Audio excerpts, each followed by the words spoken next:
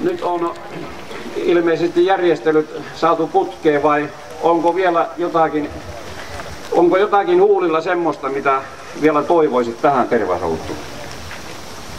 No niin, ei tässä oikeastaan muuta. Kaikki pitäisi olla kunnossa, soutajat vain sitten veneeseen tässä hetkisen kuluttua. Ja me on tilattu jälleen hyvää ilma tätä Vaalassa, tätä on hyvä lähtö aurinkoisena ja vettä on Oulujärvessä ja Oulujoessa ihan riittämiin, että on hyvä souta ja ehkä vähän myötätuultakin, että se auttaa vähän soutajia.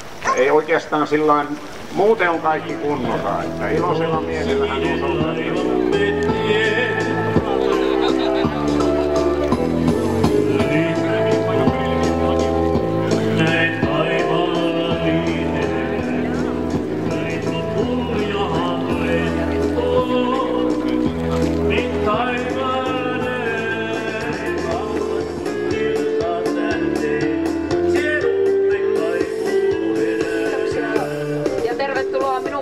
Tänne Vaalaan. Sää on tosiaan erittäin hyvä lähteä liikenteeseen tähän tervasoutuun ja tosi mukava nähdä, että täällä on jälleen kerran paljon porukkaa paikalla.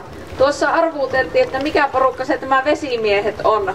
Ja kuultiin, että se on aika sekalainen sakki. Sekalainen sakki, mutta erittäin reippaa ja hyvän näköisenä lähdössä liikenteeseen. Ja sitten siellä näyttää olevan tosiaan Oulun joukkueita ja Leijonia ja muita tuommoisia työporukoita. Ja Utajärven kunnastakin on porukkaa liikenteessä ja Muhokselta. Että ihan mahtavaa, että ollaan taas saatu tänne innokkaita soutajia matkaan. Täällä Vaalan kunnassa, niin kuin huomaatte, niin tämä vesi on hyvin tämmöinen tuttu elementti. Meillä on järviä, kirkasvetisiä lampia ja sitten tämä Oulujoki, jota pitkin soudatte. Ja jos niin paljon rakastutte Vaalaan, niin meiltä löytyy myös aivan mainioita tontteja mökkiasumiseen tai sitten ihan voi muuttaa tänne meidän kanssa asumaan. Eli näillä sanoilla ihan tervetuloa ja hyvää matkaa ja toivotaan, että ilman havereita pääsette ensimmäisen levähdyspaikkaan.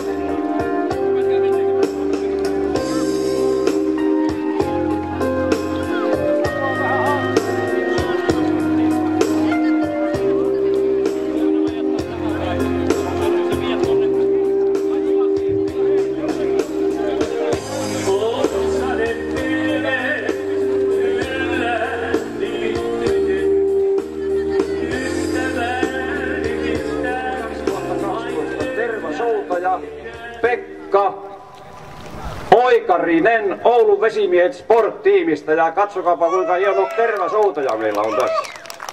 Noin. Hattu on viimeisen päälle ja onhan se mieskin. Meitä molempia. Kyllä.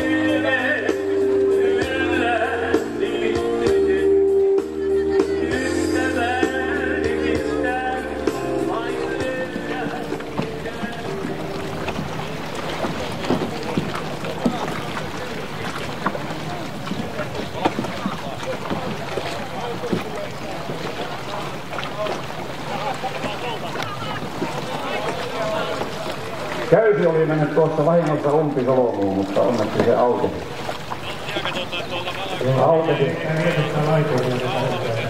Niin siinä on se vaara, että laituri lähtee vasta, jos ei solmua saa auki. Mutta noin, no niin, nyt on siellä vesimiehet Sport-tiimin venekunta valmiina. Ensimmäiset vedot lähtee perämiehen käskystä, niin kuin näette, niin tuolla. Ja nyt Pekka aloittaa sitten rykäiseen kerran ja aloittaa tuon hienon kappaleen. Ja me toisen annamme aplodit näille venekunnille, annetaanpa aplodit nyt juuri. Hienosti menee, olkaa hyvä, matkaa vaan.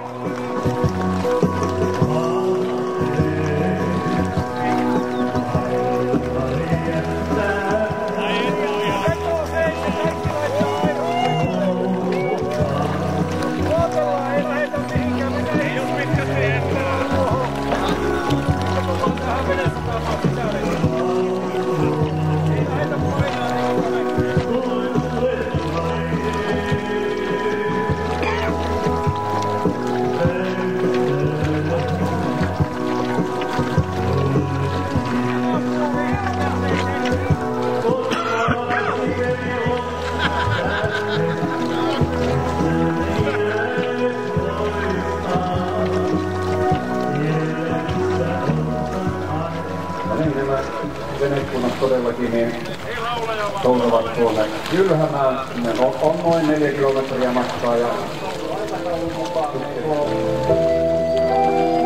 veneiden siirto on 9:30 tuossa. Noin puolet tunnin kuluttua siellä.